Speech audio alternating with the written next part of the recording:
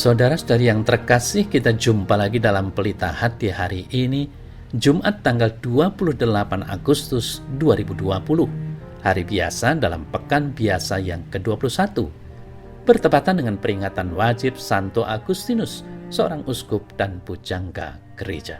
Bersama saya Romo Thomas Suratno SC dari Paroki Cilandak, Jakarta Selatan, mendengar dan merenungkan sabda Tuhan, yakni firman Tuhan yang tersurat di dalam Injil Matius, bab atau pasal 25, ayat 1 sampai dengan ayat 13.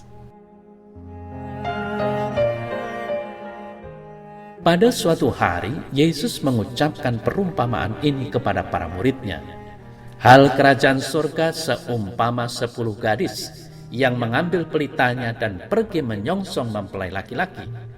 5 di antaranya bodoh dan 5 bijaksana. Gadis-gadis yang bodoh itu membawa pelitanya, tetapi tidak membawa minyak. Sedangkan gadis-gadis yang bijaksana itu membawa pelitanya dan juga minyak dalam buli-buli mereka. Tetapi karena mempelai itu lama tidak datang-datang juga, mengantuklah mereka semua lalu tertidur.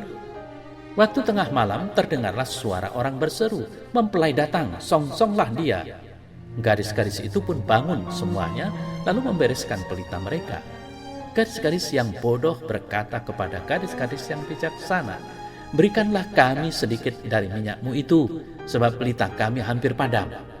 Tetapi jawab gadis-gadis yang bijaksana itu, "Tidak, nanti tidak cukup untuk kami dan untuk kamu. Lebih baik kamu pergi kepada penjual minyak dan beli di situ."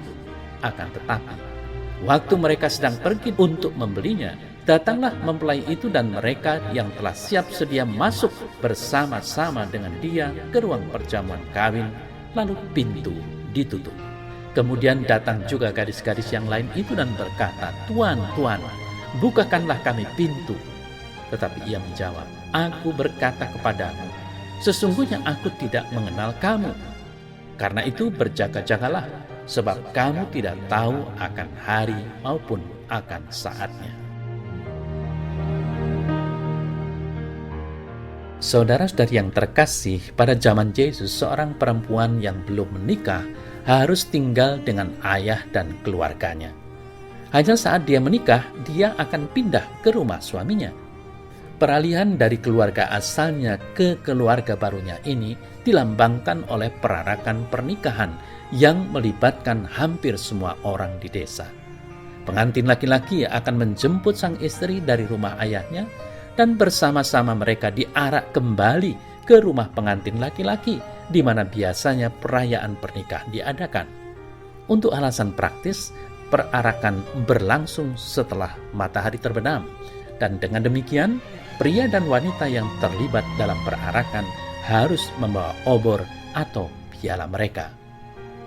Dalam konteks inilah, saudara saya yang terkasih, perumpamaan yang diwartakan Injil hari ini harus dipahami, yakni kehadiran 10 gadis itu. Mereka ditugaskan untuk menyongsong pengantin pria dan wanita dan bergabung dengan komunitas dalam perarakan cahaya. Karena belum ada sarana komunikasi seperti sekarang, handphone atau GPS, mereka tidak dapat melacak lokasi perarakan. Tetapi mereka harus siap dengan pelita mereka kapanpun perarakan datang. Ada unsur kejutan dan penantian, dan para gadis ini harus mempersiapkan diri dengan baik. Saudara saya yang terkasih, Yesus membandingkan 5 gadis yang bijaksana dan 5 gadis bodoh. Kebijaksanaan kelima gadis tersebut terletak pada kemampuan mereka untuk melihat beberapa pertimbangan praktis seperti perkiraan jarak antara rumah mempelai pria dan wanita, kemungkinan keterlambatan, dan perarakan yang berjalan dengan lambat. Dengan demikian, membawa tambahan minyak untuk lampu adalah sesuatu yang masuk akal dan sebenarnya diharuskan. Minyak tambahan mungkin hanya hal yang sederhana dibandingkan dengan keseluruhan perayaan pernikahan. Tetapi kegagalan untuk mempersiapkannya terbukti membawa bencana bagi kelima gadis lain. Tentu saja hal yang bodoh tidak bisa mengikuti seluruh perayaan hanya karena mereka gagal membawa hal sederhana seperti minyak. Bagi Yesus, hal ini seperti mempersiapkan kerajaan surga. Semua dimulai dengan kemampuan kita untuk menentukan dan mempersiapkan hal-hal yang tampaknya sederhana dalam hidup, tetapi terbukti penting bagi kita yang menyambut Yesus dan kerajaannya.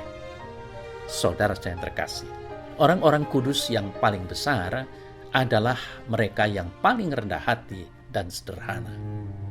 Bunda Teresa dari Kalkuta memberikan hidupnya melayani orang-orang miskin di India. Terkadang dia dan para susternya memiliki sesuatu untuk diberikan kepada orang miskin, tetapi seringkali mereka tidak memiliki apa-apa kecuali belas kasih. Namun, bagi mereka yang sakit, miskin, dan menjelang ajal mereka, persahabatan dan kasih Bunda Teresa adalah yang paling penting. Bunda Teresa pun mengatakan, tidak semua dari kita bisa melakukan hal besar, tetapi kita bisa melakukan hal-hal kecil dengan kasih yang besar. Saudara saya terkasih, ketika Suster Breda Carroll, seorang rahib Dominikan dari Drogheda, Irlandia, ditanya oleh seorang wartawan, bukankah kehidupan di dalam pertapaan sama sekali tidak berguna? Dan bagaimana Anda menjadi seorang pewarta jika Anda tidak pernah pergi keluar dan berkarya? Dia menerangkan, pewartaan terbesar adalah untuk membuat orang-orang merasakan dan berpikir tentang Tuhan. Dan kehadiran kami sebagai petapa dan doa-doa kami mengundang mereka untuk melihat sesuatu yang lebih dari mereka, untuk memikirkan Tuhan. Saudara-saudari yang terkasih, kita diundang untuk bertindak seperti gadis-gadis bijaksana. Kita mempersiapkan diri kita untuk Yesus dengan kesetiaan melakukan hal-hal yang tampak sederhana dan biasa dalam hidup kita. Mempersiapkan sarapan pagi bagi anak-anaknya setiap hari tampaknya tidak istimewa. Tapi bagi ibu dengan 5 anak, ini adalah caranya mempersiapkan diri menyambut kerajaan. Bekerja keras dan jujur setiap hari terlihat biasa-biasa saja. Tetapi bagi pria miskin dan tua yang perlu menghidupi keluarganya, ini adalah caranya mempersiapkan diri menyambut kerajaan. Apakah kita lakukan untuk mempersiapkan diri kita untuk menyambut kerajaan? Apakah kita melakukan hal-hal sederhana dengan kasih yang besar? Apakah kita siap untuk menyambut Kristus? Saudara saya yang terkasih, kita perlu bertobat seperti Santo Agustinus yang kita peringati hari ini. Bisa sampai menjadi uskup dan pujangga gereja diawali dengan pertobatan, percaya kepada Kristus, dan menghayati kehidupan Kristennya dengan benar, setia, dan bijaksana. Semoga kita semua dapat berlaku demikian dalam kehidupan kita. Ya Tuhan Allah, tobatkanlah diriku yang seringkali meninggikan diri karena merasa hebat, padahal hanya perilaku hidup suci di hadapan-Mu yang Kau harapkan dariku. Kuatkanlah aku supaya dapat menghayati hidup dengan benar di hadapan-Mu. Amin.